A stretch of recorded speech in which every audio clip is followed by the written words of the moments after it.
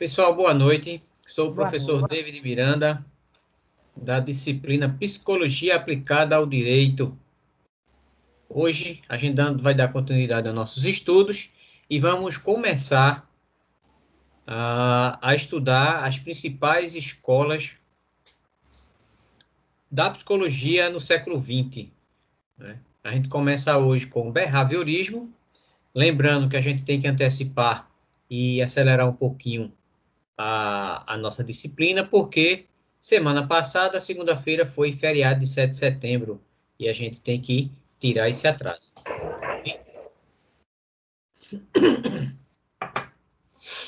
Então, vamos lá. A gente viu um pouquinho, né, na aula passada, o que vinha a ser psicologia, o que vinha a ser direito, a ciência do direito e a ciência da psicologia.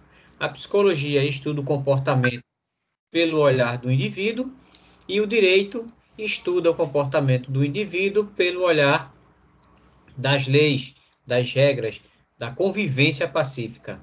O direito enxerga o comportamento coletivo e tenta controlar esse comportamento, buscando sempre o bem da sociedade. A psicologia busca também o estudo do comportamento, mas bem mais focado no desenvolvimento pessoal, no bem-estar do indivíduo, entendendo que esse indivíduo, estando bem consigo mesmo, ele vai se postar na sociedade como um ente produtivo. Então, a gente vamos fazer o percurso. A psicologia é uma ciência recente. Olha o Wellington, tá vendo? Tô Mais um vendo. para poder conhecer. Aí tá Show de certo, bola. professor. Show de bola. Lembrando que a psicologia é, de certa forma, recente. Ela tem um pouco mais do que do que 100 anos. Tem um aluno aqui que ele está me dando usuário desconhecido. Boa noite, usuário desconhecido. Como se chama?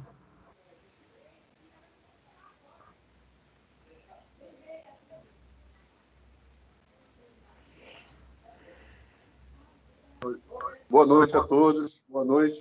Boa noite. A sua identificação para mim está como desconhecido. É Roberto Mangueira. Ok, seu Roberto. Bem-vindo. Obrigado.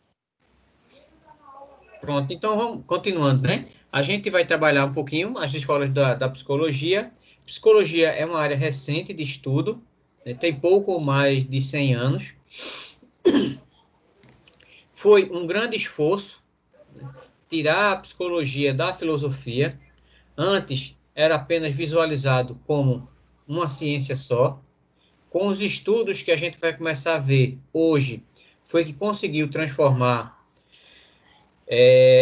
ou melhor, foi conseguiu destrinchar, dividir, né, a filosofia em psicologia. O principal foco nesse momento foi a ideia de trazer um método que pudesse ser estudado, quantificado e avaliado para que a psicologia pudesse surgir. Então, na ciência, principalmente no período, era positivista. O que era a ciência positivista? Era aquela que só acreditava vendo. Então, tinha que ser quantificável, tinha que se colocar à disposição de outros experimentadores para que pudesse ter uma certa validação. E foi o que aconteceu, né? A gente vai começar a trabalhar com Pavlov, depois a gente dá uma vistoria em Watson, João Watson, e no final a gente vê Skinner. Então, Ivan Pavlov, ele traz o primeiro conceito. Eita, desculpa. Ele traz o primeiro conceito, né, de comportamento reflexo. O que é o comportamento reflexo? Comportamento reflexo é aquele comportamento onde o organismo responde imediata. Então, aquele comportamento imediata é o comportamento reflexo. Então, a gente tem alguns, deixa eu colocar assim, a dilatação da pupila com a incidência de luz. A pupila com muita luz, ela se fecha e ela com pouca luz, ela se abre. É o comportamento reflexo, que é algo espontâneo ao indivíduo. Quando a gente vem trabalhar com psicologia ou behaviorismo, psicologia comportamental ou behaviorismo. Então, a psicologia comportamental, ela, na época, ela teria que fazer uma medição daquele comportamento. Vou compartilhar aqui os dados com vocês para que eu possa também esclarecer e explicar de uma forma visual o que era visto na época.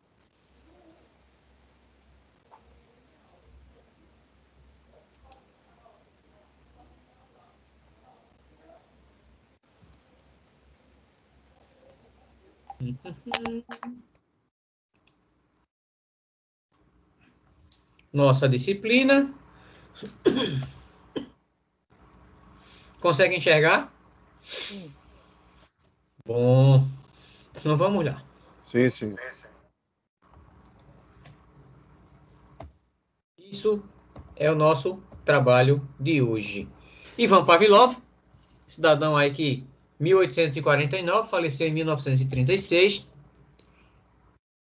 propôs, né, essa análise quantificável do comportamento para que trouxesse a psicologia para o ramo da ciência e nos trouxe a ideia do condicionamento respondente, condicionamento reflexo.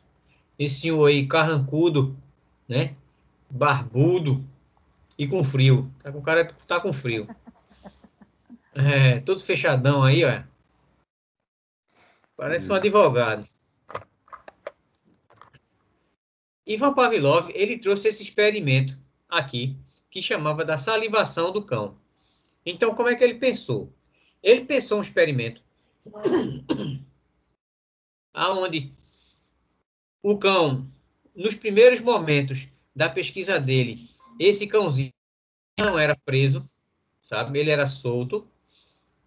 E começou, na verdade, como se fosse uma brincadeira. Ele fazendo os experimentos dele e na frente do laboratório tinha um cão. Toda vez que ele se aproximava da porta, que ele abria, tinha duas portas, quando ele abria uma porta, lanchavam, comiam e ele sempre agradava aquele cachorrinho que ficava na frente do laboratório. Aí ele percebeu que o cão, ao abrir a primeira porta, o cão já se manifestava. Já latia, já pulava, balançava o rabo. Aí, quando ele abria a segunda porta, o cão estava lá super animado, porque iria receber alguma migalha, receber um afago, uma coisa nesse sentido. Então, ele estranhou, né, a ideia, o comportamento desse cão.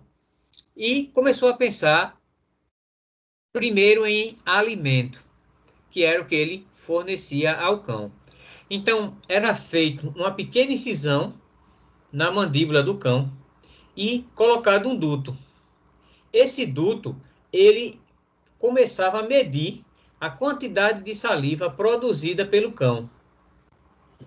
Toda vez que se dava alimento ao cão, era geralmente pó de carne, esse cão salivava e era medido.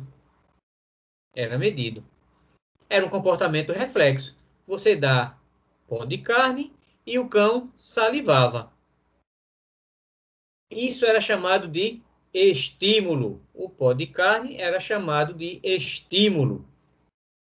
E a salivação era um comportamento reflexo. Condicionamento respondente, ele acrescentou um terceiro tópico ao experimento. Que tópico seria esse? Então, vamos lá. Eu tinha o estímulo, que era o pó de carne, e tinha o comportamento reflexo do cão, que era a salivação. Nesse meio de campo, Pavlov colocou um anteparo entre o cão e o domador. Ele colocou um anteparo. Era uma barreira mesmo. O cão ficava de um lado, não via o pesquisador, vou colocar aqui o pesquisador, e vou colocar aqui o cão. Então, o cão ele não enxergava através desse anteparo.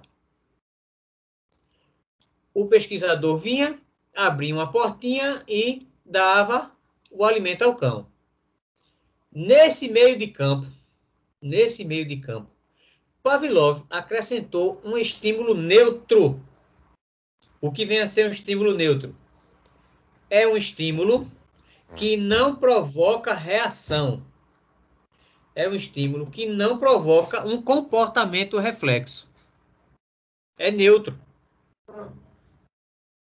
Que estímulo foi esse? Ele colocou o som de uma cigarra, de uma campainha qualquer. Toda vez que ele ia fornecer ao cão o alimento, uma sirene era tocada. Toda vez que ele cedia alimento ao cão, uma sirene era acionada. Com o tempo, apenas o tocar da sirene,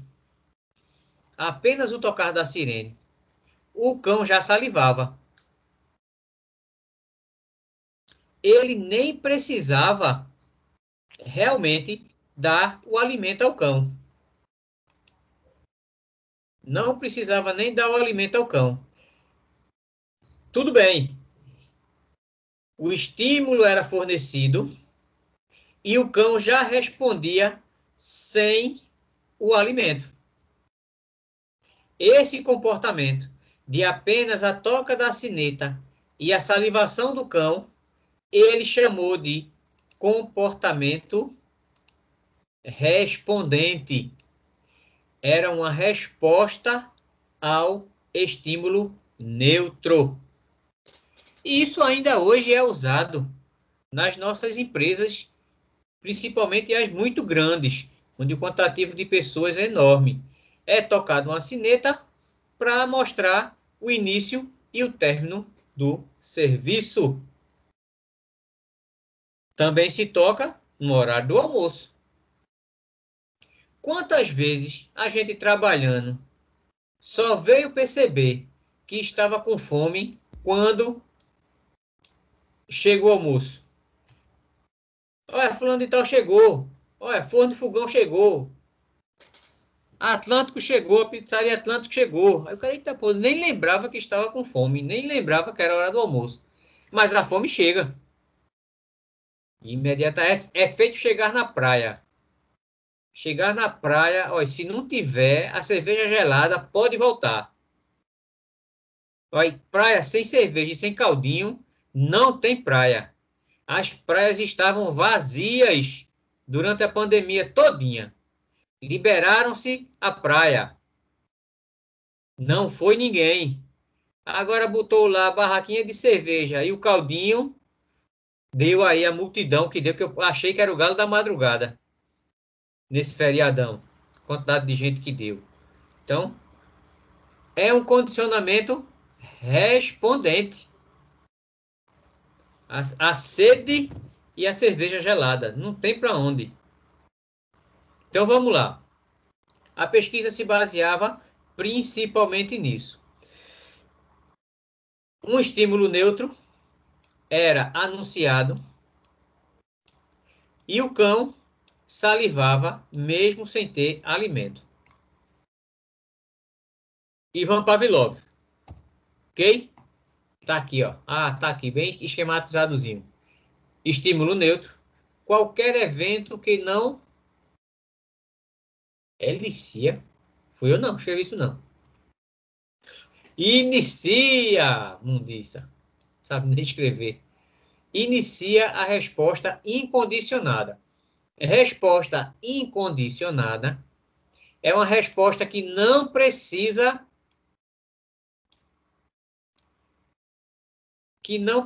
entrar no condicionamento. Ela é o reflexo. Resposta incondicionada, a gente também pode entender como comportamento reflexo. Comportamento reflexo. A resposta incondicionada é o nosso comportamento reflexo. Antes, tocava-se a campainha e a campainha não levava à salivação. O alimento colocado na boca do cão provocava a salivação. Ok? Estímulo neutro, a campainha, porque ninguém vai se alimentar do som de uma campainha. E o estímulo incondicionado. Estímulo incondicionado é aquele estímulo que leva a uma resposta incondicionada. Ele não tem como fugir dessa resposta. Colocou uma gotinha de limão na sua boca. Imediatamente você vai salivar. Então, é incondicionado. Você não tem como reagir, não tem como resistir a esse tipo de comportamento. É o mesmo exemplo da luz. Se eu colocar uma luz mais clara ou mais escura, a sua pupila vai reagir conforme a luminosidade, independente de sua vontade. O estímulo, o comportamento reflexo, né? A resposta incondicionada independe da vontade do indivíduo. Alguns pesquisadores, como Skinner, eles entendiam que o ser humano necessariamente não tinha vontade. O que ele tinha era um conjunto de condicionamentos impostos pelo ambiente que o levavam a agir de certa forma.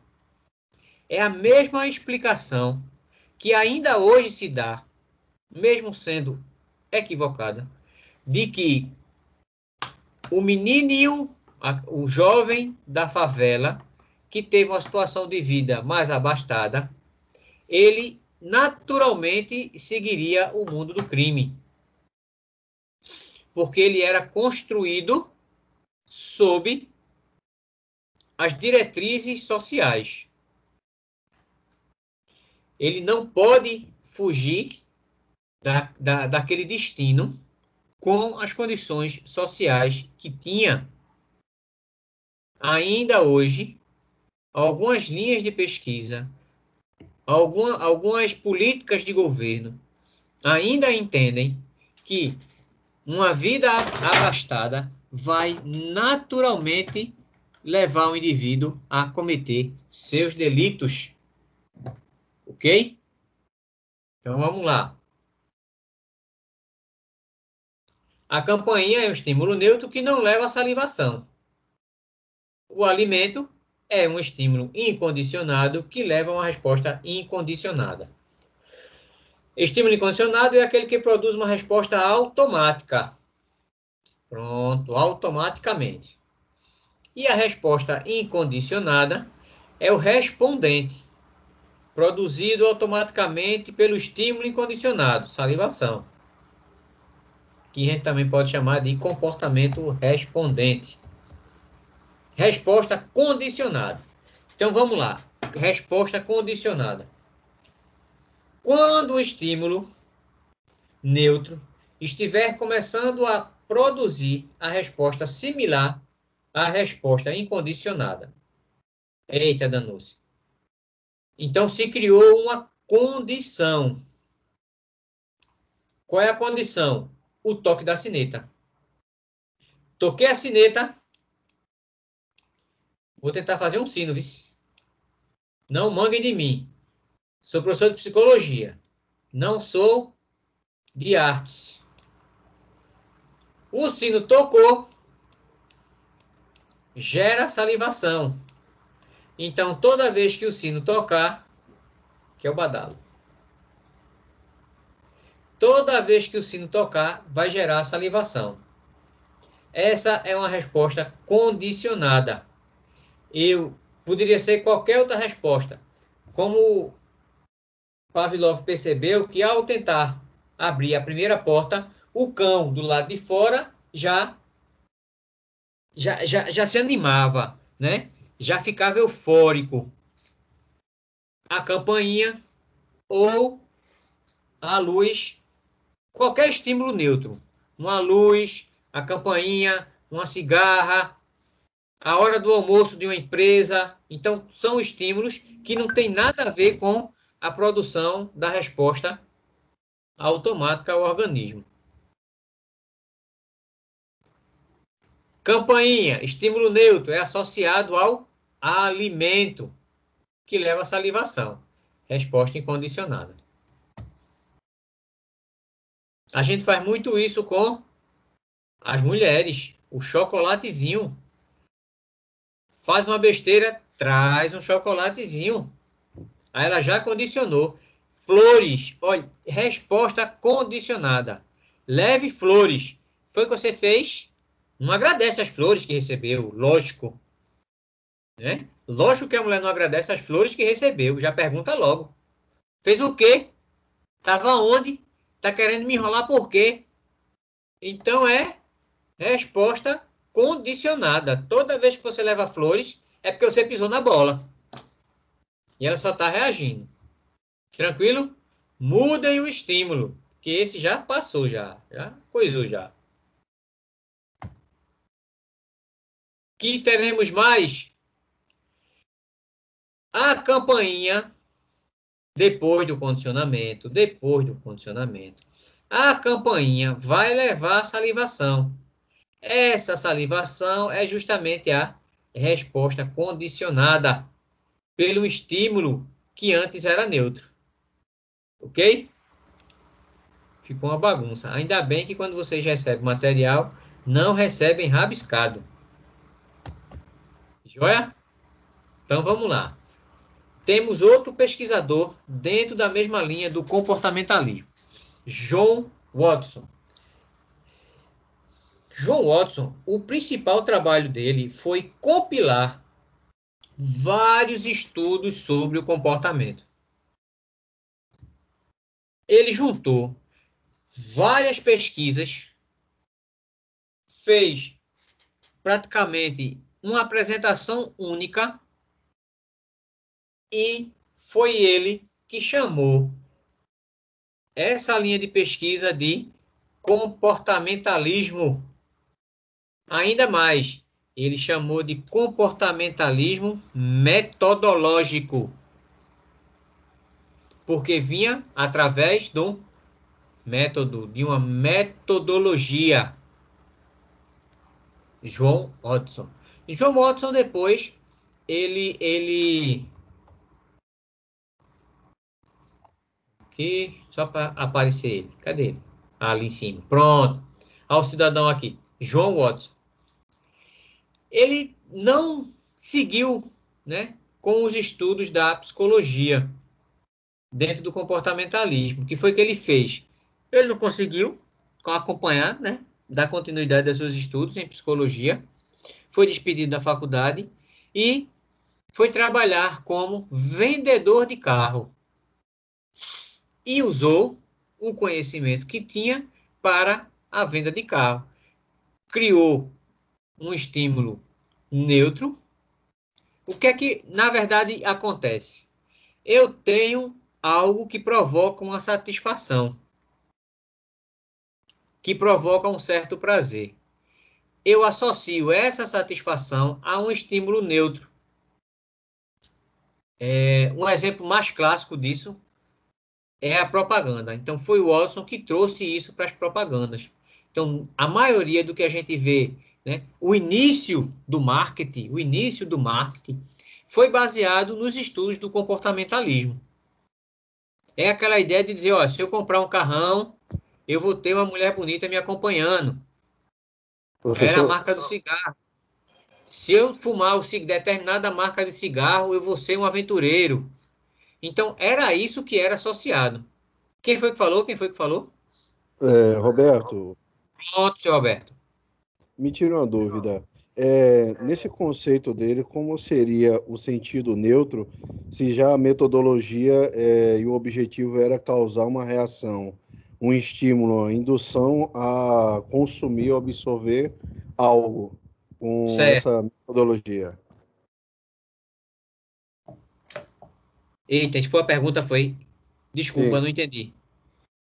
Como seria esse sentido dessa metodologia dele como um sentido neutro, um estímulo neutro, já que é no ato de estimular a compra ou a venda de algo, como seria aplicado nesse sentido do estímulo neutro? Pronto. Se você comprar o carro, as mulheres bonitas vão lhe achar bonito. Então a sua beleza vai estar. O seu poder de atração vai estar condicionado àquela marca de veículo. A sua satisfação sexual só vai ser adquirida se você tiver o carrão daquela empresa. Então, qual é o estímulo? O estímulo incondicionado. É o prazer, a resposta incondicionada. A resposta reflexa vai ser a sua satisfação sexual. O estímulo, o estímulo incondicionado vai ser a conquista das mulheres, as mulheres bonitas, certo? Mas para você ter essa satisfação de conseguir mulheres bonitas, você vai ter que comprar determinada marca de carro. Você vai ter que beber determinada cerveja. Você vai ter que ter determinada roupa, né? Então, ele vai trazer, o Watson traz para o mercado, né? Traz para o mundo dos negócios, que ao você associar, você tem que primeiro entender o que é que seu cliente quer, qual é a satisfação que ele busca. Encontrando isso, você vai condicionar o seu produto àquela satisfação. Vai tentar criar uma ligação inerente entre ambas. É o mesmo princípio. Entendi qual era a satisfação do cão. O cão estava com fome. Qual é a resposta que vai satisfazer a fome do cão? O alimento. Então eu tenho o estímulo incondicionado e tenho a resposta incondicionada. Quando eu trago um estímulo neutro, a campainha, a mulher bonita, o carrão, ou desculpa, o carrão, determinada marca de cerveja, determinada marca de roupa, aí eu coloco esse produto no meio do caminho. Você só vai ter o cara tá lá feião, orelha comprida, parecendo o Dumbo, né? Feio, parecendo um ratinho, mas ele vestiu aquela roupa, ele comprou aquele carro e agora ele tá com a mulher bonita do lado dele. Isso é o que se vendia. O Watson, em pouco tempo, deixou de ser vendedor, virou gerente da Ford e terminou sua carreira como diretor de marketing da Ford. Alguns conceitos bem tranquilos, assim, bem básicos da ideia dele era entender que ele acreditava que o homem era uma máquina. O homem é uma máquina e, como tal, seu comportamento pode ser previsto, controlado e ensinado. Os behavioristas, eles entendiam. O Watson, por exemplo, ele não trabalhava e nem pesquisava pensamentos e emoções. Ele analisava apenas o comportamento. É desse princípio que hoje muita gente acredita que a psicologia ela só vai trabalhar com a modelagem do comportamento. Ela só vai focar no comportamento. Linhas de pesquisa trabalham especificamente a mudança de comportamento, outras não. Nesse caso, o Watson entendia que ele só ia trabalhar com comportamento, as emoções não faziam parte desse processo, né? Não faziam parte desse processo. Por quê? Porque eu não podia medir a emoção. Eu não podia medir se a emoção era mais forte, se era mais branda, se era alegria, se era tristeza. Porque depende de cada pessoa. Ele não conseguia quantificar isso, mas o comportamento ele quantificava. Quantas vezes a quantidade de saliva que o cão produzia, então isso era quantificável, certo? E entendia isso, que o comportamento humano era previsto, controlado e ensinado. Que nós éramos, o corpo humano era uma máquina que reagia a estímulos. E esses estímulos eu poderia modificar ou conduzir, né? Ou induzir um ser humano a agir de determinada forma. Eu poderia construir de determinada forma. Ok? Existe sempre uma resposta a todo e qualquer estímulo. Outro conceito basicão. Comportamento compõe-se inteiramente de secreções glandulares e estímulos musculares. Então ele era muito reducionista. A ideia do behaviorismo, ela é muito reducionista. Não enxergava o indivíduo como algo complexo e dotado de vontade. Ele via o indivíduo como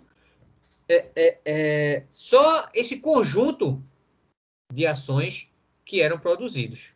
Esse conjunto de comportamento que eram produzidos.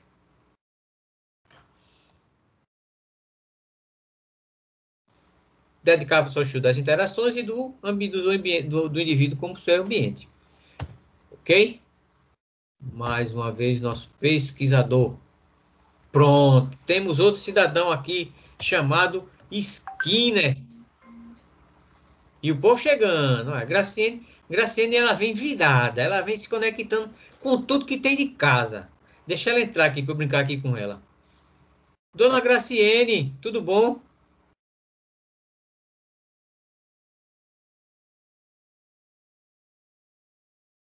Dona Graciane?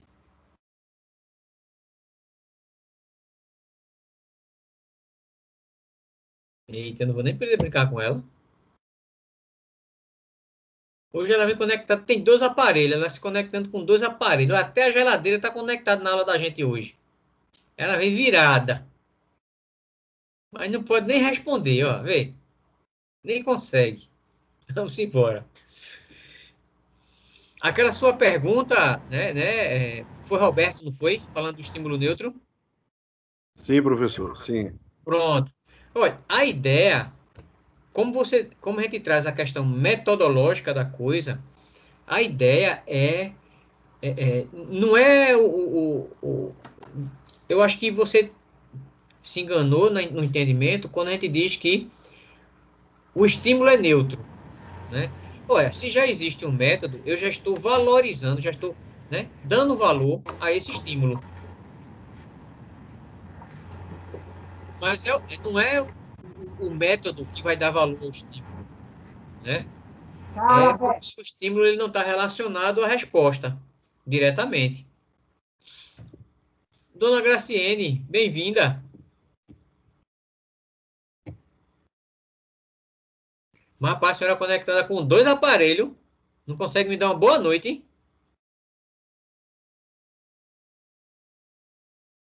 Sem resposta. Não entendo um negócio desse.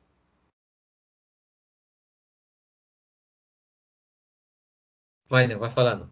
Então vamos lá. Deve estar acontecendo alguma coisa. Já saiu de um. Um aparelho já foi. Vamos embora. Então, não é o que é neutro é em relação à resposta, né? Porque se você for achar... Professor, no caso, esse estímulo neutro é como se fosse um impulso, né? Um impulso à reação de alguma coisa e tal. Não, porque existe uma resposta que é incondicionada. Se eu colocar o olho na sua pupila, ela vai dilatar ou retrair. Se eu colocar comida na sua boca, você vai ter salivação ou não. Olha, quem foi que disse na face da terra que Coca-Cola mata a sede? Quem foi que disse que cerveja mata a sede? Ninguém. Mas quando você está querendo tomar alguma coisa para matar a vontade, para matar a sede, olha, praia, calor, futebol, não tem água que passe a sede, só a cerveja gelada. Mas a cerveja gelada ela tem álcool. O álcool, ela desidrata o organismo. A dor de cabeça é um fenômeno da desidratação. É feito a insolação. E se você aí faz, não, eu vou beber para ganhar mulher bonita. Você fica bêbado de ressaca e não sai com ninguém. Primeiro que fica fedorento, depois fica falando besteira, né? E sair batendo pelas tamancas. É ilusão. Mas você sai, não, vou tomar aqui uma cervejinha aqui e tal. E hoje em dia, né? Dependendo do tipo de bebida, é quem você pretende atrair. Feito aqueles meninos, né? Que a gente viu em alguns comerciais ou em alguns memes, né? Que ele tá lá com a cervejinha dele, né? Mais barata, e só que ele tá com a garrafinha de Heineken, né? Aí ele vai dentro do isopor, aí enche a garrafinha de Itaipava e mostra Heineken. Ou então ele pega 1 litro de chá de boldo, enche uma garrafa de John Walker e bota na mesa. Pá, que tô tomando uísque John Walker. Mas chá de boldo, coitado. Chamate, né? Propaganda é a alma do negócio, professor. Olha aí, tá vendo? Isso é um princípio behaviorista. É um princípio behaviorista. Ele nem vai ficar mais bonito, nem elas vão ficar mais bonitas, dependendo da quantidade de álcool que você toma. Não vai, não vai. Mas a propaganda foi feita para isso. E são os princípios do behaviorismo que traz para a gente essas perspectivas. Tranquilo?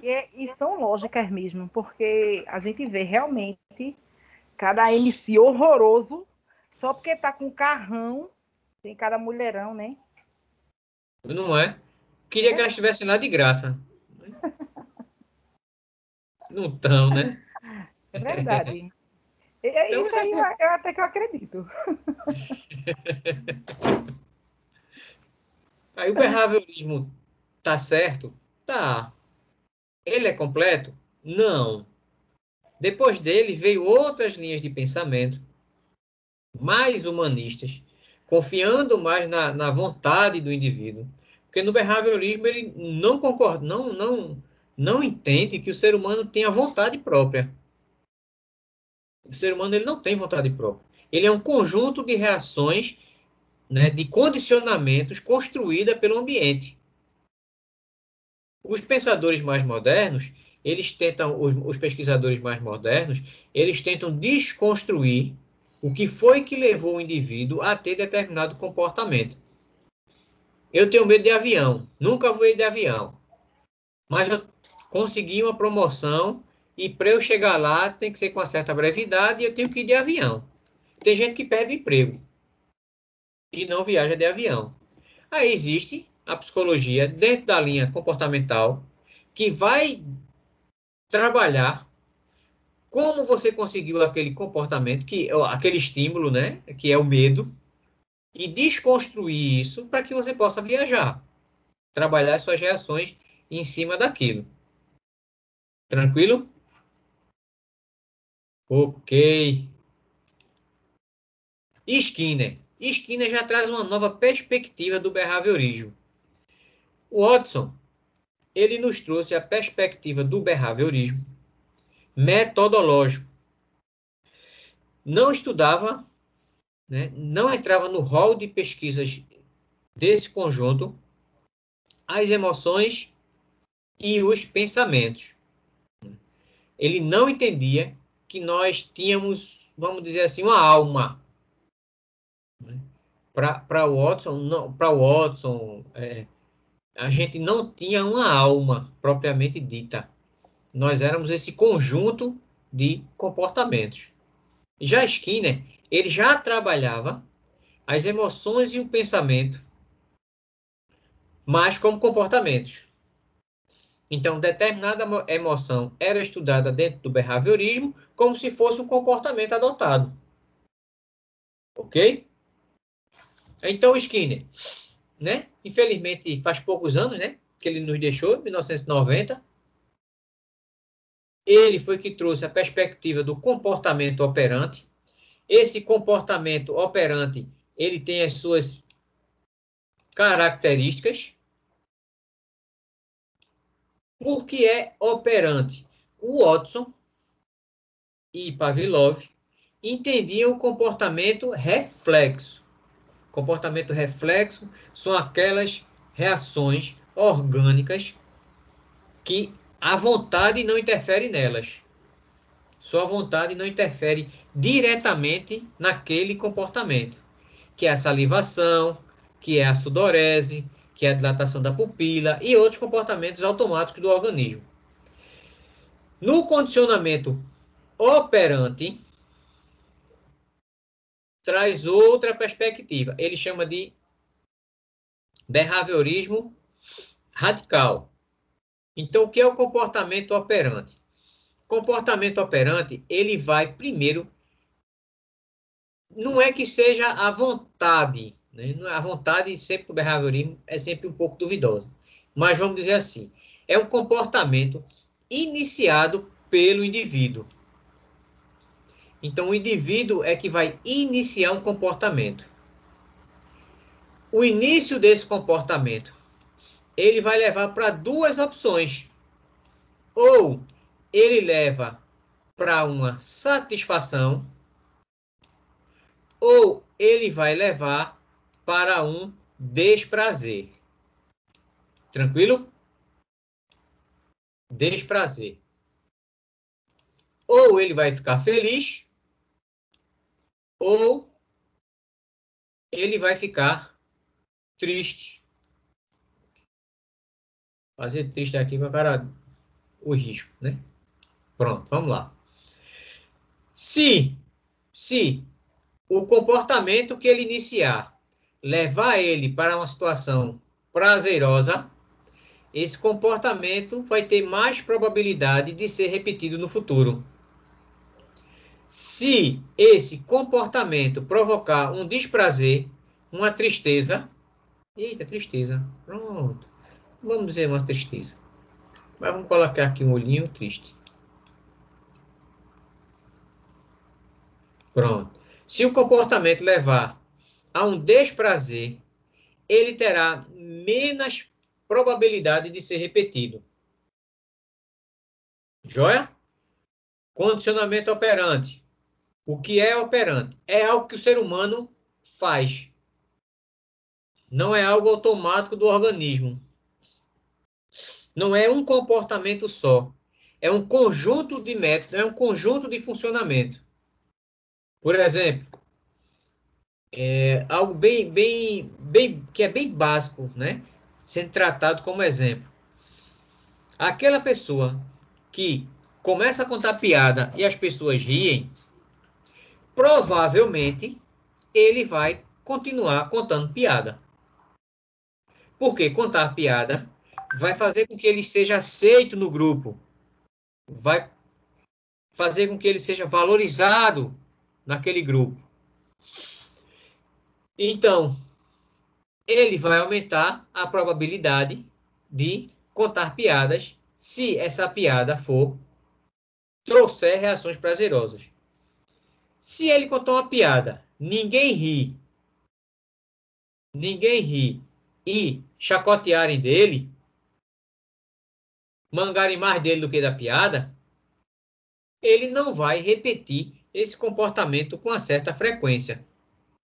Ok? A gente tinha um conhecido, né? Quando a gente era guri. Voltei? Voltei, não foi?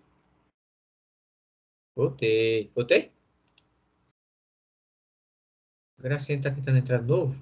Não. Pronto. Então era o seguinte.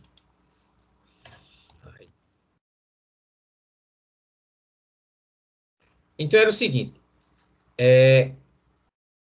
tinha um amigo da gente, conhecido da gente, que ele chegou pra gente e fez, rapaz, a gente era conhecido como os estudiosos das imediações. O sistema mudou, tu acredita? Tô apanhando nele. Pronto. O Teams, esse programa que a gente está usando para gravar nossas aulas, ele é uma aventura. Ele é muito divertido. Toda semana ele traz um layout, uma configuração diferente.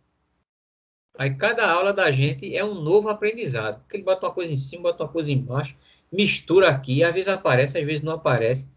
Essa concorrência em época de pandemia está deixando o pessoal lá doido. E a gente junto. Mas vamos lá. É uma aventura. Toda. Se eu abro na segunda, ele está com uma configuração. Eu vou abrir na quarta, ele está com uma configuração diferente. Mas vamos lá.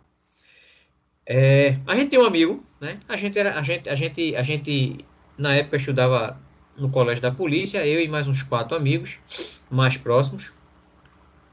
E a gente era conhecido como, né? Coitado, do Mauricinho e Dois Unidos. Não tem como. Alguém aqui conhece Dois Unidos? Não. É um bairro da Zona Norte, pro lado de Bibiribe, Linha do Tiro. Conhece, não? Eu acho que o Roberto deu aquela risadinha aqui, eu acho que ele sabe onde fica Dois Unidos. Ou é, mas não é? Sabe onde fica Dois Unidos. Né, Roberto? É quando o mundo se acabar, tá perto de chegar em Dois Unidos. É mais ou menos por ali, né? Então vamos lá. Aí veja, a gente era playboyzinho de Dois Unidos. Tem um negócio, tem noção de negócio desse? Tem não, tem não, tem não. É tudo mundo aquele povo ali, tem juízo não. Aí chegou um cidadão pra gente, ele veio conversar com a gente. Aí ele, tempo, né? Foi um tempinho. Aí chegou, pessoal, aí chegou uma lanchonete nova, ali perto do Português, lá na Agamenon Magalhães. Era assim, ó, MC Donald. Aí a gente falou, porra, MC Donald? Uma lanchonete. MC Donald. Aí ficou olhando um pra cara do outro assim, e o cara se achando, né?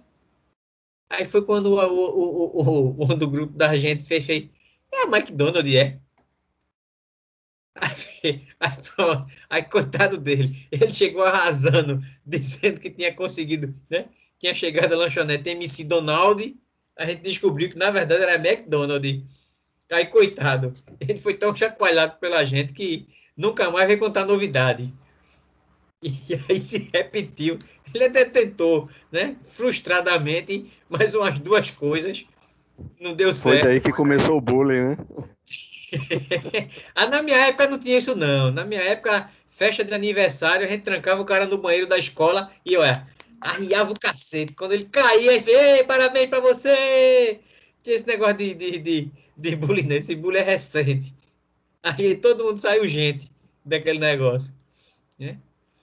Aí hoje eu já digo diferente, fiz, olha, hoje o bullying começa em casa, né? Então aperrei a esposa, aperrei as crianças, mas pai, não, o bullying, minha filha, começa em casa. É para logo engrossar o couro das costas e quando chega na escola já não sentir mais tanta pressão. Aí, como ele tinha esse comportamento, né? De toda vez que ele tentava trazer uma novidade para a gente, coitado, ele era chacoalhado, ele parou de conversar com a gente. Aí isso veio o comportamento operante. Ele iniciava um comportamento e se aquela reação era prazerosa ou desprazerosa, é que vai fazer com que a probabilidade do comportamento seja maior ou seja menor. No início da pesquisa, Skinner ele trazia o conceito de reforço positivo e de reforço negativo. O reforço positivo trazia satisfação e o reforço negativo trazia frustração, dor, desprazer e coisa nesse sentido. Durante os anos, essa perspectiva foi alterada. Então apenas se coloca reforço, né? Por quê? Porque algumas coisas que provocam prazer em algumas pessoas pode provocar desprazer em outras. Tem pessoas que gostam de filme de terror, tem outras que não gostam, né? Tem outras que gostam de montanha-russa, tem outras que não gostam. Então, reforço positivo e reforço negativo. Isso foi no início do pensamento, mas o tempo foi passando, os questionamentos foram sendo levantados, e isso deixou de ser vinculado. Então, a gente chama apenas de estímulo de reforço. Estímulo de reforço é aquele estímulo que tem a probabilidade de provocar um bom comportamento, ou o comportamento desejado pela pessoa. E, geralmente, né, daí, trazendo um pouquinho do behaviorismo para a pedagogia, o esforço que provoca mais prazer é aquele esforço que vai garantir um comportamento mais duradouro, mais rápido de ser aprendido e que vai durar mais tempo. Então, não adianta dar uma pisa nos filhos porque eles deixaram de aprender. Não adianta. Eles, no começo até adianta, né? Mas depois todo mundo fica sem vergonha e não adianta mais dar apanhando para poder responder. Então, aquilo que lhe dá prazer, ou aquilo que dá prazer ao outro, é que vai ser o reforço para um comportamento desejado. Outro exemplo.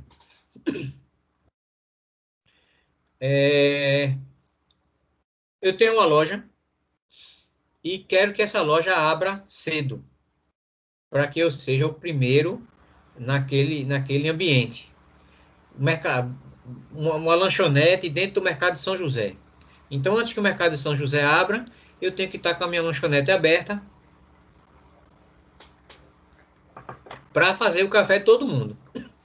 Aquela loja que abre mais cedo vende mais. Até aí tranquilo. E eu começo a obrigar os meus funcionários a chegarem também mais cedo. Mas o que é que acontece? Eles já chegam, às vezes chegam cansados, né? Ainda, né? O espírito ainda não entrou no corpo direito, né? O corpo vem sozinho, o espírito vem depois acompanhando, para depois incorporar no sistema. É o meu banho da manhã. Toda vez que eu acordo de manhã, aí o pessoal quer conversar, quer contar o que foi que sonhou. Eu falei, minha filha, só um momentinho, eu vou tomar meu banho, que o espírito ainda não entrou direito no corpo. Ele tá precisando de um banho para assentar na matéria. Chega o vendedor, né, o dono da loja, aí faz, olha, aquele funcionário que chegar cedo, ele não vai precisar comprar a refeição dele. Porque aquele já vai tomar café, almoçar, e dependendo da hora, ele já também sai lanchado, já sai jantado, já sai pronto. Além da comissão, né? A comissão também é baseada no reforço positivo, né, que obriga o indivíduo a produzir um comportamento desejado. A comissão é baseado no behaviorismo puro e simples. Eu dou a comissão a você se você vender. Se você não vender, se você vender pouco, você vai ficar com seu salário básico.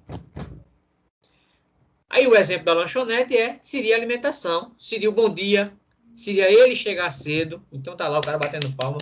Eita, que funcionário bom, chegou cedo, vamos aqui, vamos fazer aqui um cafezinho de amigos, sei o quê. Mentira, ele quer que o funcionário chegue cedo, né? Outra coisa que foi trabalhada dentro das empresas, baseada em comportamento, em condicionamento operante, é a quantidade de luz dentro do estabelecimento. Então, quanto mais luz dentro do estabelecimento, os indivíduos se sentem mais fiscalizados e produzem mais. Diminui a quantidade de erro em ações mais complexas, né? Quanto mais luz, mais complexas, e tira a noção do mundo ao redor. Então ele consegue também se concentrar mais, só no aumento da quantidade de luz. Então o exemplo de comportamento operante foi o meu amigo, né, que chegou lá vendendo a MC Donald. Chegou o comerciante o comerciante querendo enrolar o funcionário, dando de comer a ele, né? E a comissãozinha para o vendedor que vender mais recebe. Então ele tem que primeiro gerar um comportamento qual seria esse comportamento? Ser mais dinâmico, vender mais, para depois ter essa comissão. Tá ok? Vamos ver se eu esqueci de alguma coisa. Trazendo aqui para vocês. Vamos trabalhar para ver se eu consegui esquecer de alguma coisa. Condicionamento operante. Por que é chamado de operante? É chamado de operante porque ele é algo mais complexo do que um simples reflexo do organismo. Ele tem que trazer o indivíduo falando, andando, se movimentando, em atividades mais complexas do que só um reflexo. Programa de reforço. Esse programa de reforço, ele é de intervalo fixo e de razão fixa. Ok? E esse velhinho aí, simpático e charmoso, primo de Dumbledore, é Skinner, o nosso pesquisador. Muito interessante. Ele trouxe contribuições importantíssimas, principalmente para a pedagogia. Quando ele insere as emoções como forma de comportamento que pode ser manipulado, ele traz uma revolução dentro do conteúdo pedagógico também nesse processo. Certo? Pronto, explicando aqui, ó. Cheio de pra que isso? Vem mesmo. Trabalho danado, depois para sair correndo. Operantes são ações que os animais, vocês vão ver isso muito dentro do behaviorismo. Eles não fazem muita distinção humano e animal. Ele acha que todo ser é animal. Não existe o cão, o cachorro como animal e o ser humano. Não existe o cavalo, o elefante e o ser humano. Tá tudo no mesmo pacote. São todos animais. E todos, né? E todos submetidos a o comportamento operante. Ok? Operantes são ações que os animais iniciam ou respostas voluntárias. Andar, dançar, sorrir, beijar, beber cerveja, assistir televisão, fofocar. Isso são operantes comuns aos seres humanos. Comuns aos seres humanos. Esses comportamentos aqui vão ser repetidos ou extintos conforme o reforço que eles vão ter. Se eu sei que eu dançar vou namorar mais, então eu vou aprender a dançar. Certo? Se eu vou beber cerveja daquela determinada marca, eu vou conseguir mais admiradores, sejam eles mulheres ou homens, aí depende da escolha de cada um. Eu vou beber mais ou menos. Fofocar e assim por diante. Tranquilo? Vamos seguir. Pronto. Skinner, ele também produziu um artefato, um artefato até simples, para provar, né, e para testar essa ideia de comportamento, de condicionamento operante. Foi chamado de gaiola de Skinner. O ratinho, ele fica zanzando aqui por dentro da gaiola. O ratinho, ele fica zanzando aqui dentro da gaiola. Geralmente, ele passa por alguma privação, seja água ou seja alimento. Em algumas gaiolas de Skinner, essa grade embaixo, ela provoca também um choquezinho, né?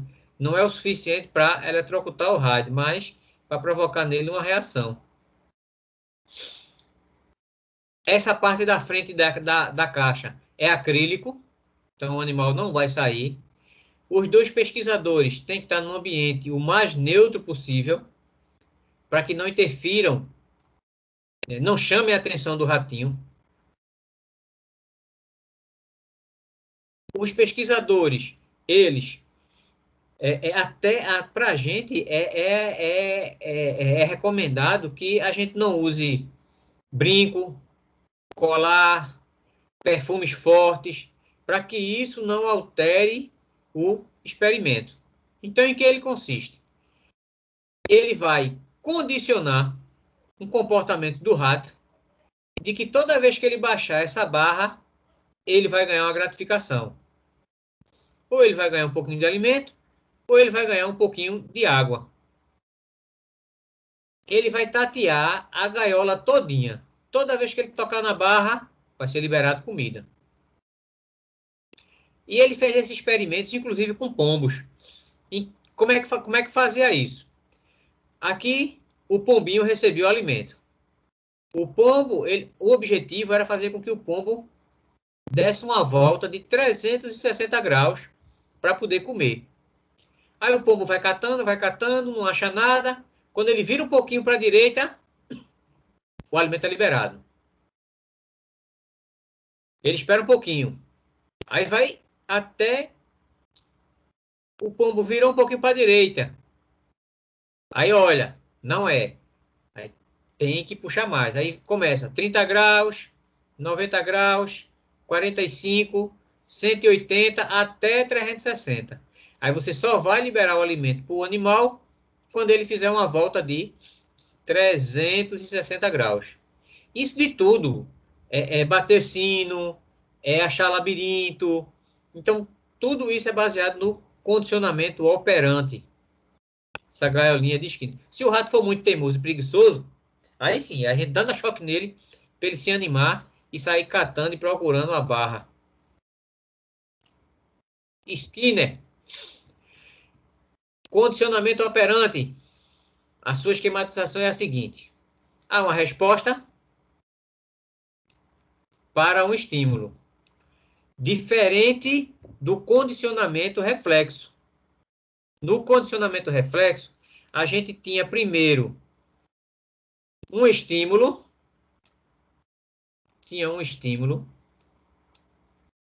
E esse estímulo provocava uma resposta.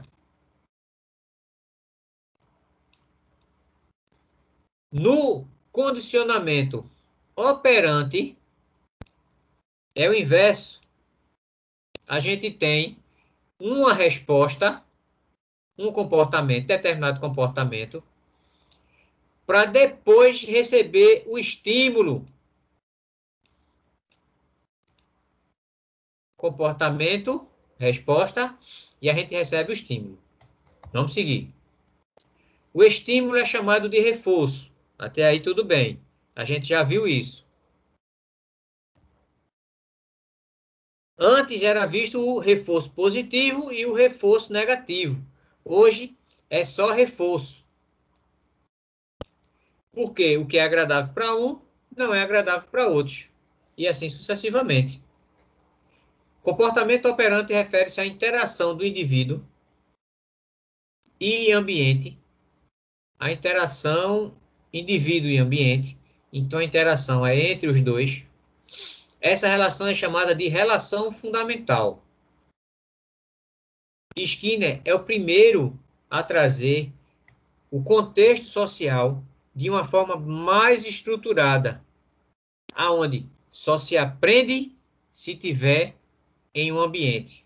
Só se aprende com a interação com a realidade. Só se aprende com a interação com outros indivíduos. Há uma relação fundamental. Reforço. Toda a consequência de nossa ação que vai determinar a probabilidade. Ele sempre foi consciente nisso. Necessariamente, isso não é uma ciência exata, porque estamos falando de indivíduo. Então, há uma probabilidade de ocorrência de um determinado comportamento. Está vendo aqui? Ó? Isso aqui foi o início. O reforço pode ser positivo ou o reforço pode ser negativo. No reforço positivo, a aprendizagem é feita mais rápida. Então, eu aprendo o comportamento de forma mais rápida. Esse comportamento ele é mais duradouro, ele demora mais tempo e ele também demora a sua extinção. Há uma demora na extinção do comportamento. Sendo mais rápido, tem um efeito mais prolongado e é mais difícil de eu esquecer. No reforço negativo, eu tenho o comportamento, ele é aprendido mais rápido, Só que o indivíduo demora mais, ele é tardio a sua aprendizagem e ele se extingue com facilidade. Exemplo disso, fiscalização na empresa. Exemplo disso, fiscalização na empresa. O que é que acontece? O dono da empresa, ele contrata um fiscal para tomar conta de um determinado processo. Beleza, até aí tudo bem. Aí o pessoal começa a trabalhar com aquela pressão, o cidadão acochando, apertando. Aí o cidadão chega o dono chega para o fiscal e faz, rapaz, olha, o pessoal tá dando mole. Tá dando certo. Tá acontecendo algo errado aí. Por quê? Não, porque a produtividade caiu. Aí o fiscal faz, meu chefe, é o seguinte, vou ser sincero, eu não posso estar em todos os lugares ao mesmo tempo. Eu preciso de ajuda. Eu sozinho não estou dando conta de fiscalizar todo mundo e todo comportamento. O que é que faz o dono? O dono vai e contrata mais fiscais. E a pressão em cima dos funcionários aumenta. É algo desconfortável. Mas a pressão aumentou. A pressão aumentou. Chega um tempo que os funcionários, aí o gerente faz, ó, a produção voltou a trabalhar, o pessoal começou a trabalhar bem, tá acompanhando aí, ó. Foi bom. Então eu vou tirar boa parte dos fiscais, porque voltou ao normal? Voltou ao normal, precisa de fiscal. A produção cai novamente. Rapaz, as mesmas condições, as mesmas situações. O que mudou foi a quantidade de fiscal. Com pouco tempo a produtividade cai de novo. O que é que acontece? Os funcionários aprenderam em só trabalhar quando forem fiscalizados. Se não forem fiscalizados, eles não conseguem trabalhar. Não se trabalha. Eu só trabalho com fiscal. Aí veio o cidadão e deu a ideia da... Como é o nome do dinheirinho a mais por vendas? Comissão. Obrigado, Adilene. Comissão. Aí chegou um cidadão e fez, ó, vamos fazer o seguinte, vamos dar um valor X ao pessoal para aquele que produzir mais. A gente bota um limitezinho, o cidadão passou daquele limite, ele ganha compensação, certo? Qual é a ideia? Antes, a ideia da comissão era aumentar a produtividade. Então, aquele que aumentava a produtividade ganhava comissão. A produtividade aumentou para todo mundo, ele não ia pagar o dinheiro a todo mundo, ele montou meta. Eu dou a comissão em cima de meta. Em alguns lugares, se acredita, né? Em alguns momentos se pensa de que toda meta ela tem que ser extrema, ela tem que ser absurda, para que o indivíduo ele dê muito e talvez não alcance aquela meta. Então o objetivo não é ele alcançar a meta, mas é aumentar o esforço dele para que ele alcance.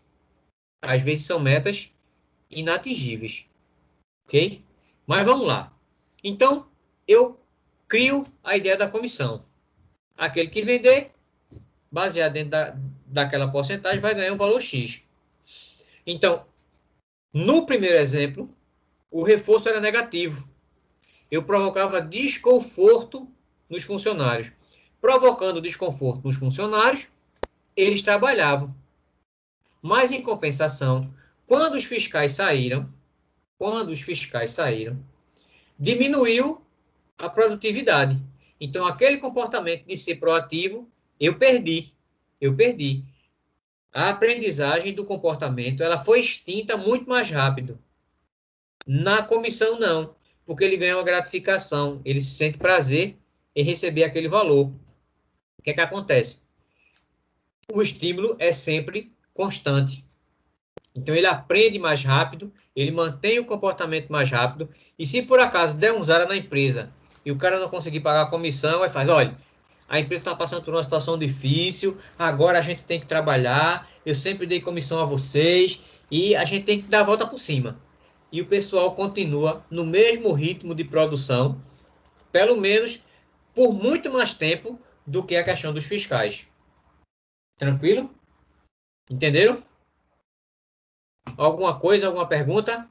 Ô, professor, mas eu acho assim, tem pessoas que se aplicam em cada uma dessas, né? Assim, tipo, cada um se aplica dentro de uma coisa. Pronto, realmente tem gente que só trabalha melhor com o patrão, né? Assim, se estimula, porque o chefe está ali perto, parece que tem uma cobrança, aquela pressão.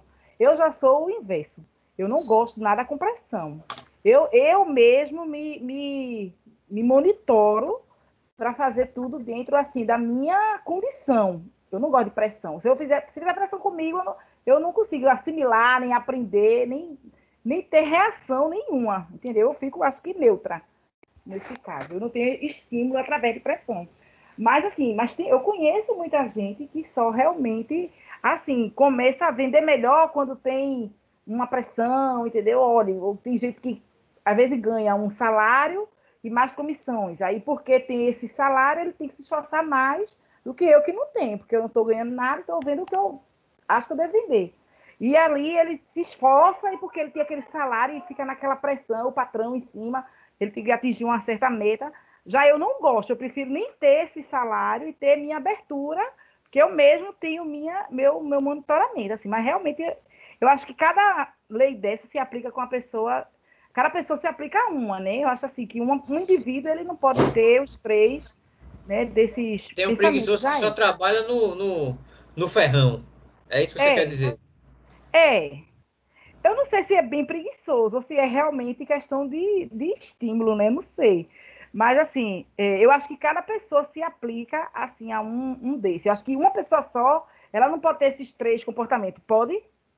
Pode, Pode? pode. Por exemplo, se a situação estiver apertada para você, é uma pressão. Certo. Então você vai tender a procurar e vender mais. Entendi. Então você também trabalha sob pressão. E prefere aí veja o que é que lhe dá mais satisfação. É o salário ou a liberdade? É a liberdade. Sim. Então o chefe, ele vai ter que buscar, ele vai ter que entender o que é que vai lhe trazer mais satisfação. Quando ele descobrir o que é que vai lhe trazer mais satisfação, ele vai investir nessa gratificação, nesse tipo de gratificação, para estimular o seu comportamento. Fez, ó, chegou a pandemia aí, a coisa tá ficando ruim, eu vou ter que demitir gente. É pressão. Os melhores ficam. Por que que o comércio aumenta a contratação em época de festa? Porque é muito mais estímulo. Ele precisa de mais gente para trabalhar, precisa, mas só vai trabalhar com os melhores. Aquele que quiser se manter mais na frente vai ter que fazer a diferença. É sob pressão. Então ele trabalha sobre a pressão e vai trabalhar com a gratificação, ou a comissão, ou a perspectiva do novo emprego. As coisas não podem ser Professor, distantes. Quando a gente trabalha com mentoria, é outra história. O mentor, né? O mentore, ele vai trabalhar, é, é, ele entende, a mentore, ela entende que existem níveis. E os principais níveis são motivação e conhecimento. Existem outros no percurso, mas os dois principais são motivação e conhecimento. Se eu tiver a pessoa que chega logo no emprego, ela tem uma motivação alta e conhecimento baixo. Vai provocar muito erro? Vai, porque ele é mais motivado do que quem tem o conhecimento técnico. O tempo vai passando, você continua naquela profissão, então vai se equilibrando, você vai ganhando experiência, vai ficando mais cauteloso, não quer dizer que você vai perder a motivação, mas você tende a ter menos, a seguir com menos vontade ao pote, e o seu conhecimento técnico vai ampliando. É aqui onde entra o mentoring. Ele vai fazer com que você permaneça com conhecimento técnico alto e busca sua motivação. O que é que ele fez ter essa profissão? O que é que buscou? O que é que fez com que você buscasse essa profissão? Aí ele tenta equalizar motivação alta, conhecimento alto. Se alguém conseguir, um chefe conseguir equalizar, ou a gente na própria vida particular, conseguir equalizar conhecimento técnico com motivação, não tem freio. Aí não tem freio. Aí a gente corre de vento em popa, né? Sempre quem tem uma graduação vai ser melhor visto no mercado. Vai ser melhor visto no mercado. Eu tenho um exemplo aqui com a pessoa que ajuda a gente aqui na casa. Tinha a filha dela, terminou o 2º grau, foi trabalhar numa padaria próxima de casa. E a mãe insistindo: minha filha, faça a faculdade. Minha filha, faça a faculdade. E ela insistindo em não fazer. A mãe insistiu tanto, aperreou tanto o juízo dela, que ela foi fazer a faculdade. Começou a estudar administração. Quando o chefe descobriu que ela estava fazendo administração, já puxou ela para trabalhar no caixa. E deu um aumento a ela. Aí fez: não, minha filha, eu estou lhe ajudando na faculdade, né? Esse aumentozinho aí é para ajudar você na sua faculdade. Deu mais responsabilidade, deu um aumento a ela, porque ela estava cursando o curso superior. Então ele quer garantir uma pessoa mais qualificada dentro da empresa dele. Pode ter sido coração bom? Pode. Mas também tem o cunho comercial da coisa. Ô, professor, Diga, seu Wellington. assim, em relação ao tipo de funcionário que a Edilene trouxe aí, ela disse, né, que é a pessoa que tem seus próprios objetivos sem precisar de pressão, porque se ela sofrer pressão, ela não consegue produzir. Esse tipo de funcionário, esse tipo de pessoas é uma minoria, é o creme de la creme, né? A parte dos funcionários bons de uma empresa, porque a pessoa hoje as pessoas ela tem mais tipo o incentivo de fora da empresa.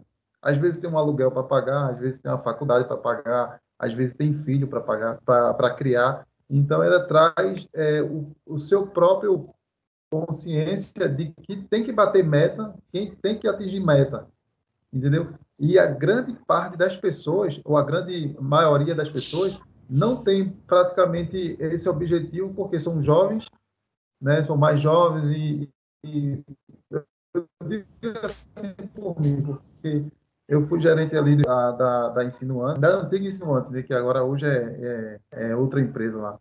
Então, eu fui gerente dessa loja e comandava mais de 20 funcionários e via que realmente as pessoas que queriam bater metas eram aqueles funcionários que tinham um objetivo fora a empresa, não precisava de eu estar batendo lá no martelo e tal. Agora, como o senhor bem falou, né, que existem pessoas, né, que precisam, sim, realmente do estímulo da meta e da pressão de um líder ali na frente para poder produzir.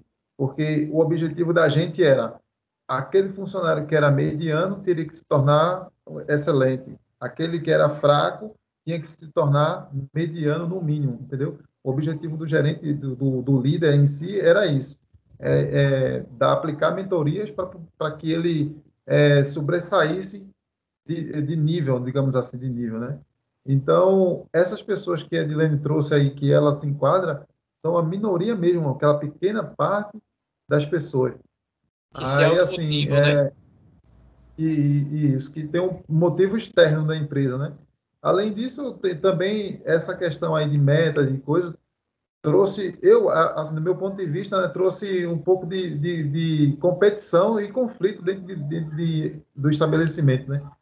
Porque a partir do momento que um funcionário bate meta e o outro não bate, aí torna-se aquele conflito, às vezes o próprio líder que está ali, o gerente ou o mentor, ele começa a botar uma pessoa contra a outra, entendeu? Para poder estimular que outra pessoa comece a vender também.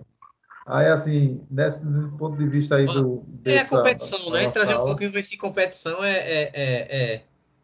se a competição poderia motivar, não é isso? e isso.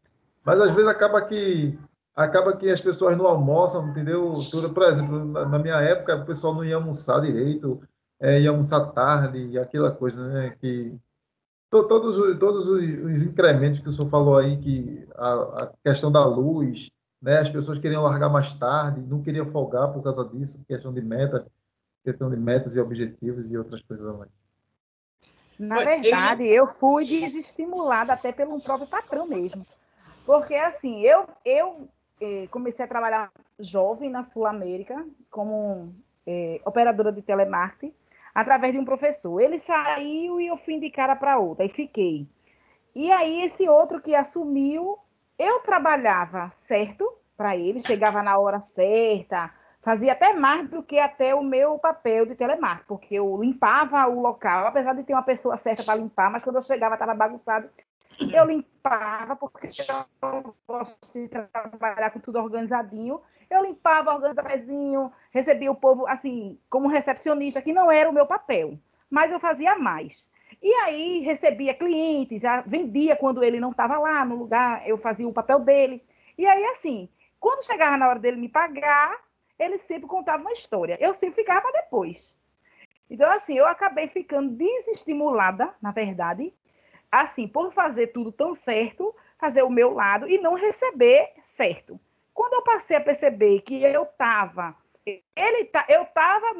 me próprio pagando, aí eu tive estímulo em trabalhar para mim mesmo, entendeu? Então, até hoje, eu fiquei nesse segmento, porque eu vi que ele me pagava com o meu próprio dinheiro, assim, com o meu próprio dinheiro, com o meu próprio trabalho. Entendeu? Assim, depois de eu ter feito várias vendas, eu vinha ganhar um terço delas, vamos se dizer. Aí eu disse, então eu não quero mais, eu vou ficar vendendo. Aí fiquei, né? Até hoje. Tá aí até hoje, né? Até hoje.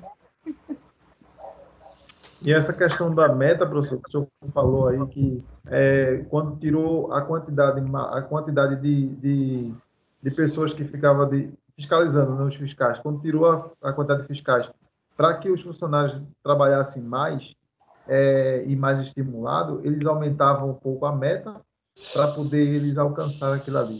Essa questão da meta, realmente, cada mês era uma meta diferente, né? Um mês, por exemplo, o mês de janeiro, que é fraco, já era uma meta menor que é o mês de dezembro, que é um período sazonal de comércio, né, de eletrodoméstico, em geral, roupa, calçada, essas coisas tudo, teria um pouco mais de venda, mais de pico, então a meta era maior, entendeu? Então, essa questão aí bem feita, bem certa mesmo, porque a partir do momento que ele tirou a quantidade de fiscais, de líderes da loja, de chefes, né? Tinha um monte de chefe a pouco índio. Então, quando eles tiraram um monte de chefes, aí aumenta-se a meta para poder estimular mais e fazer com que o vendedor corra mais e mais e mais. Tranquilo. Tá vendo aí? É bom aí, tá vendo? E a psicologia, dentro do direito, né? A gente trazendo a questão da psicologia do behaviorismo para o mundo do direito, ele traz essa questão da punição, né? O jus puniendi do Estado, como a gente viu em direito penal. Então, é, é, é, é, é trazer o reforço, né, negativo para que a conduta não seja repetida. Qual é a conduta que tenta se negar? Ou qual é a conduta que queira se reprimir? É a conduta violenta, dissociativa, né? A conduta criminosa. Então, onde é que a psicologia entra? A psicologia tenta entender o comportamento humano e auxilia o direito naquilo que ele pode fazer para que o comportamento social seja o mais aceito possível, ou o melhor aceito, né? Aí você traz essa questão aí do gerente de loja. Vamos trazer aqui dentro do direito civil, né? Você era o gerente, de uma forma hipotética, você era o gerente, mas era um mau gerente. Você acochava, gritava, né? Provocava medo, provocava terror. E esse cidadão que trabalhava com você começou a ter, aumentou o nível de estresse, pegou uma síndrome de burnout, ou então realmente uma crise de ansiedade, ao ponto de incapacitar ele para o trabalho. Aí ele poderia, olha, não, olha, meu gerente, ele agia muito mal comigo e por causa disso eu entrei em surto psicótico.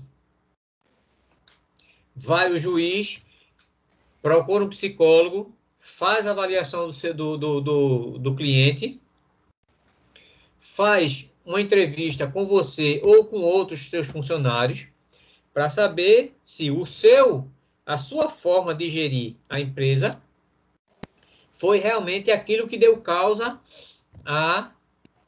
o adoecimento do seu funcionário. Então, a psicologia, dentro do direito do trabalho, vai agir em cima disso. Vai saber se a sua conduta gerou o adoecimento do funcionário. Dentro do direito penal, o behaviorismo vai dizer ao legislador o que é que ele pode agir, quais são as formas preventivas de que ele tem que colocar dentro do ordenamento jurídico positivo para que se evite um comportamento danoso. Para que se evite um comportamento danoso. Aí veja, essa interação entre psicologia e direito, contribuindo para que todas as duas áreas cresçam. Tranquilo? Deixa eu ver se eu esqueci de mais alguma coisa. Mais alguma coisa que vocês queiram compartilhar? Um E no pensamento, uma caso dessa ideia? questão do direito civil, essa questão do direito civil no caso, é um assédio moral, né? Vai entrar O assédio como moral, assédio foi, moral, né? foi. Eu falei do direito civil, né? Mas eu dei um exemplo do direito trabalhista. E, Entrando dentro do direito civil, pode ser o assédio moral, questão de perda de danos morais, né? Danos morais, pode. E vai ser avaliado pelo psicólogo nesse sentido. Uhum. Reforço pode ser positivo e reforço negativo. Esse contexto é o contexto no início da teoria. Hoje não entende-se mais assim, entende-se apenas reforço, que o que pode ser positivo para um pode ser negativo para o outro, e assim vice-versa. Reforço positivo aumenta a probabilidade de ocorrência de um comportamento por causa de sensações prazerosas. Reforço positivo primário: água, alimento e afeto. Deixar um bebedouro sempre à disposição do funcionário. Na sala dos professores, deixar sempre aquele cafezinho com as bolachinhas. E o afeto trazemos aí para a nossa vida, não só profissional, mas também particular. Olha, não pode faltar comida, Água água, e afeto. né? A gente não pode esquecer disso. A pessoa não pode passar fome, nem sede, nem ter um chamegozinho. Reforço positivo secundário é aquele que é considerado reforço quando associado a um reforço primário. Reforço primário: água, alimento e afeto. Reforço secundário: comissão. A comissão é um reforço secundário. E por que, professor? É associado a um reforço primário, porque é com a comissão que eu vou comprar alimento, que eu vou namorar, passear, ir para o cinema. Então, a comissão é um reforço positivo secundário, porque ele me leva a buscar e trazer os primários. Reforços generalizados. Está dentro desse contexto. Dinheiro e status. Reforçadores generalizados abrange o reforço positivo secundário. Tranquilo? Tranquilo.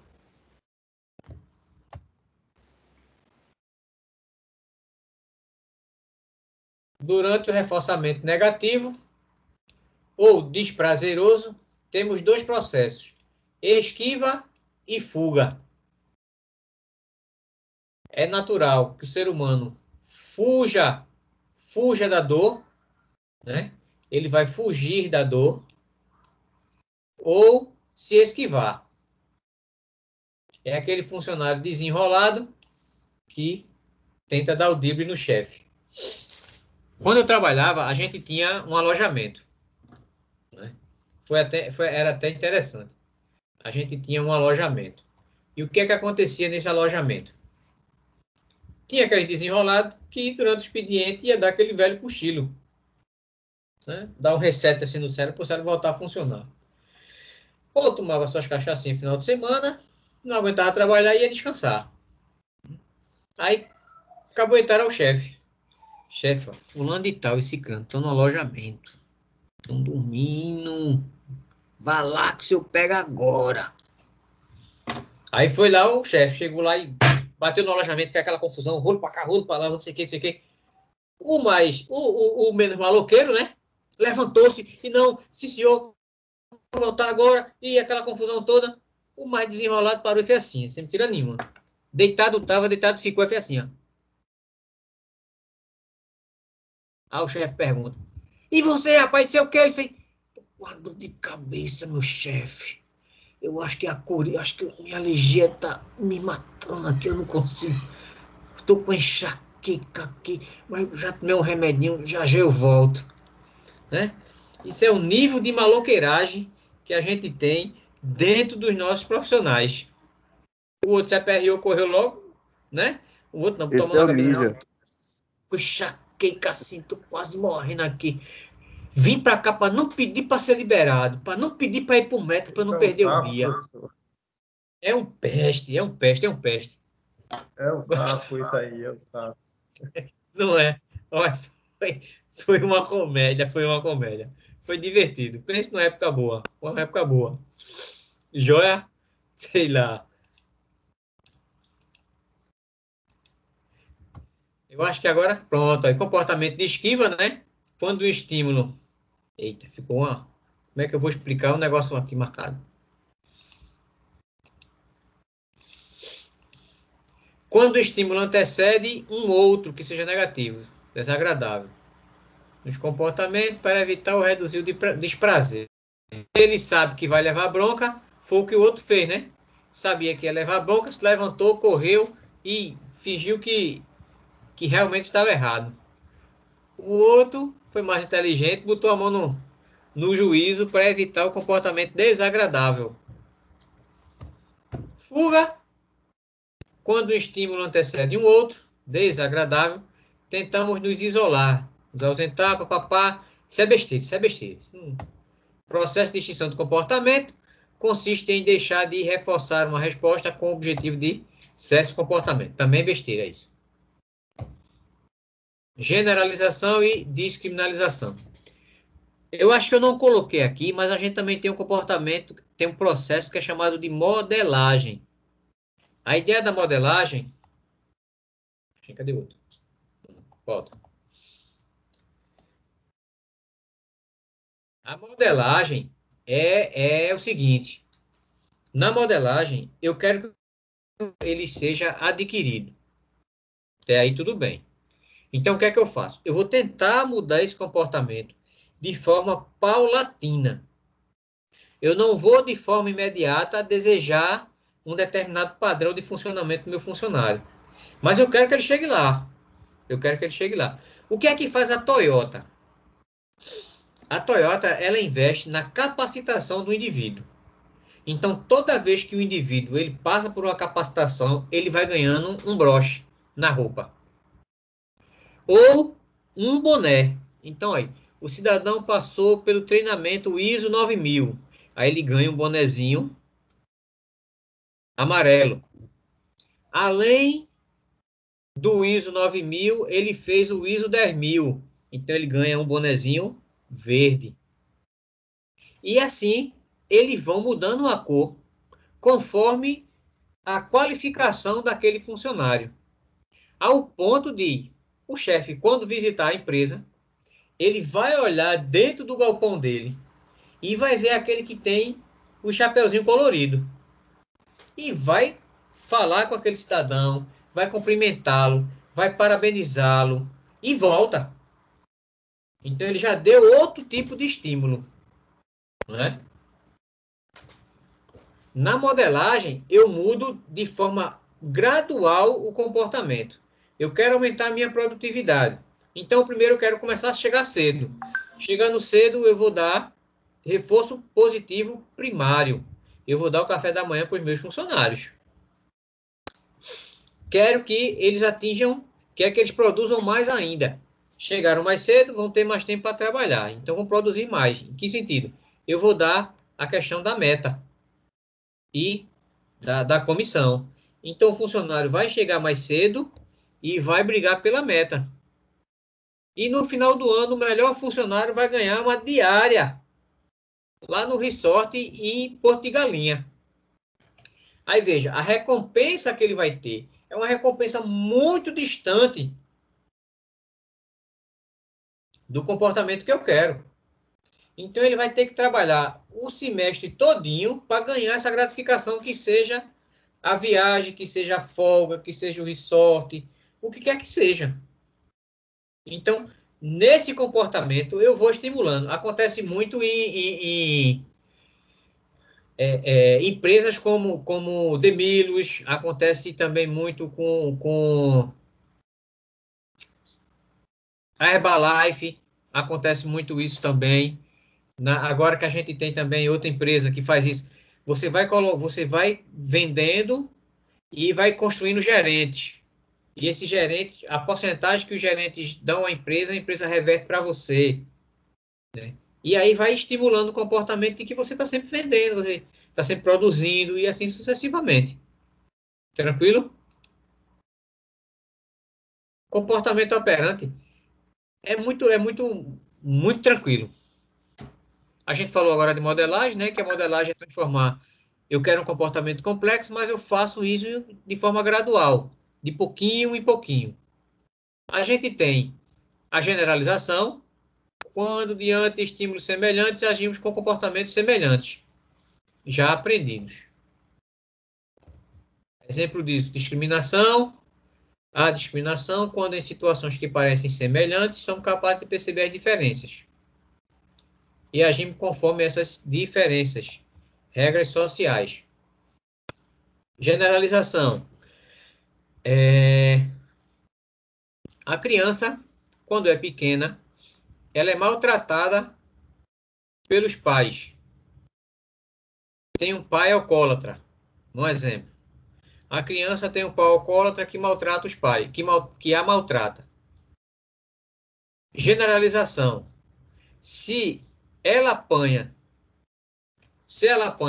muito, então ela vai achar que todo mundo vai machucar lá na frente, lá no futuro. A gente vê isso muito em crianças de rua, né? Elas já foram maltratadas muito pelos próprios pais e dificilmente ela confia nas pessoas na rua. Então, para ela, é um mecanismo de sobrevivência desconfiar de todo mundo. Crianças mulheres, por exemplo, né? Meninas que são violentadas pelos pais ou por parentes, elas têm dificuldade em manter relacionamentos no futuro, porque ela termina generalizando. Então, todo homem vai provocar sofrimento nela. Então, ela generaliza um estímulo semelhante ao que provocou o condicionamento, ele é generalizado, ele é amplificado.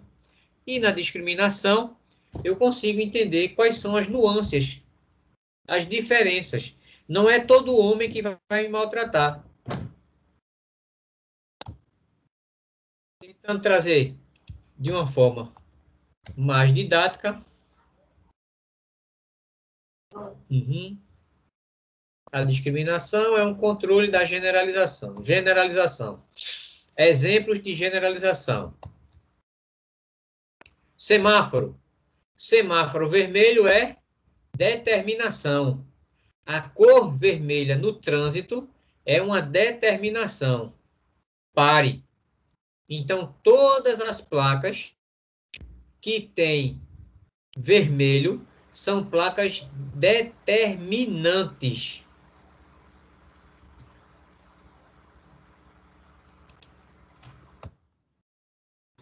Placas amarelas são placas de advertência.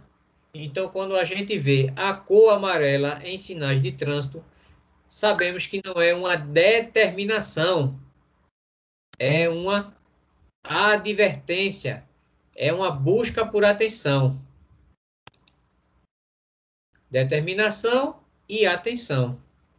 Mas o que vem a ser, nesse contexto, a discriminação? Ou, ainda tem aqui, aí, generalização. Aí o cidadão faz, está lendo o jornal. Brasileiros percebem mau momento e confiança despenca. Aí o cidadão faz, bom, é a ausência de Neymar. Então, crente que estava falando da seleção, né? Aí o outro fala, meu irmão, eu estou lendo o caderno de economia. Então, o amigo aqui generalizou os comentários e trouxe para onde ele acreditava que fosse. Trouxe da maneira geral. Que vem a ser discriminação. Pronto. Discriminação.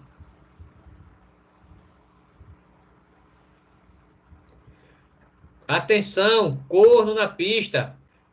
É um sinal de trânsito semelhante, mas que não é um contexto tecnicamente de atenção. Cuidado, assalto, locais com probabilidade de assalto, advertência. Eu sei que isso aqui não é uma placa de trânsito. Isso é uma discriminação. Tem tudo. Tem o formato, tem a cor, tem o modelo dos bonequinhos, mas não se refere a trânsito propriamente dito. Joia? Sobre behaviorismo, eu encerrei a minha apresentação. Das duas, uma. A gente começa um pouquinho sobre Gestalt, já é outra escola da psicologia, ou nos encerramos por aqui e deixamos para outra oportunidade. Ok? O que acham? Tá bom? Ou a gente continua mais tarde?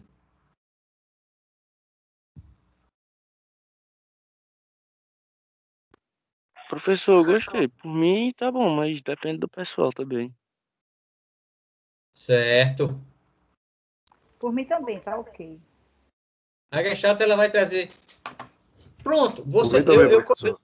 Eu deixei algumas observações lá no AVA, sabe? Aí no AVA a gente tem um pouquinho já do behaviorismo e eu pediria a vocês que dessem uma olhadinha, né, lá no AVA para ver o que a gente colocou como pré-aula e como aula, que a gente vai ver no próximo encontro, para vocês começarem a se familiarizar com esse processo, para a gente compensar a segunda-feira que a gente não teve. Tranquilo? Tranquilo. Lembrando, acessem o bendito AVA. Ele é responsável com um problema por na minha, parte da pontuação de vocês. O meu deu um probleminha. Rafael ficou de resolver. Foi, né? Eu já tô acessando, saí de lá antes de entrar na aula. Eu já vi lá Olha que tem um aí. conteúdo sobre Chegou um pouco mais behaviorismo, já cedo, tinha né? visto. Já tinha A visto aula que tinha um começa de conteúdo sobre 7. behaviorismo lá. Pronto. Essa semana, com certeza, eu provavelmente tento completar o que a gente vai ver dentro de nossa disciplina. Direito penal está sendo um pouquinho mais puxado, porque já tem material do próprio sistema lá. Tem alguns casos interessantes. Que é bom que vocês deem uma olhadinha, acessem o pré-aula e o pós-aula, porque a gente, quando for surgindo uma dúvida, dentro do trabalho e dentro das atividades, a gente vai tirando também no decorrer da aula, o que aumenta a participação e facilita o conhecimento, né? A absorção do conhecimento. Direito penal é sua cadeira também, professor? É sim, Oh, é sim. Quarta-feira, tá aí o Wellington aí bem atuante aí nas nossas colocações. Né? Verdade. Verdade. A Edilene também, a Edilene está tão preocupada com o direito penal, mas só na parte específica, Edilene, que a gente vai ver isso. Aí eu tava lendo hoje aquele livro que eu achei, de 99. Tem muita coisa assim Sim, que... sim, bom, bom. Tem muita Eu vi que coisa. postaram no grupo também o Vadimeco, né? Já de 2020, Foi, vou até imprimir. não é? Rafael Não, falou imprima que não, era... minha senhora. Vai, imprima não, que é papel. É, né? É papel, é papel, é papel. É muito É papel. muita folha, professor. É E muita é, folha. Você vai ter que É carregar ele muita sozinho nas folha, costas. é É, mesmo? Ah, então é, deixa. olha, se Deixa eu no imprimir, vai ter que mas é PDF. um levar nas completo de costas. ponto. É, que Mas eu ele estou tá gostando aqui, muito da cadeira de direito penal. Achei muito interessante, muito boa mesmo. não é? É divertido. Eu estou Eu gostando gostei um pouco porque também, é é divertido. uma coisa que está. Eu estou gostando porque é uma coisa que está indo ao encontro do que eu estou vendo também, né, para o concurso que eu vou fazer. É verdade. Bom, bom, bom. Muito boa. Tá ok, pessoal. Ok. Obrigado pela presença, obrigado pela participação, né? show, professor. Quero ver vocês na quarta-feira para a gente aprender mais, trocar ideia aí, dar boas risadas. Tá Estaremos ok? aí. AP total. Senhor. Torcer aí para que a gente consiga voltar e vai ser bem mais divertido, bem mais interessante, né? A aula presencial. Tá, joia? Sem sombra de Tá Mas bom. Sim, também senhor, tá joia. já fico E, feliz, né, em conhecer vocês, né? Abrindo aí as câmeras. Não me sinto mais só, né? Não me sinto mais só. Porque você só tá olhando para a câmera e, e falando, olha, não é confortável. Não é, Verdade. é cacete. Mas vocês aí me ajudaram hoje, né? Participaram, gostei mesmo, gostei mesmo. Fiquei feliz Gostamos. com essa participação de vocês. Tá ok? Tá bom, professor. Grande professor, abraço. Abraço, professor. Abraço a todos. Boa noite a todos. Boa noite a Obrigado todos. pela oportunidade. Boa noite. Boa, Tchau. boa. Vai lá. Até amanhã. Até quarta. Até quarta. Para os colegas, até amanhã. Eita, aí tá certo. Aí tá. Tchau. Tchau, tchau. Um abraço.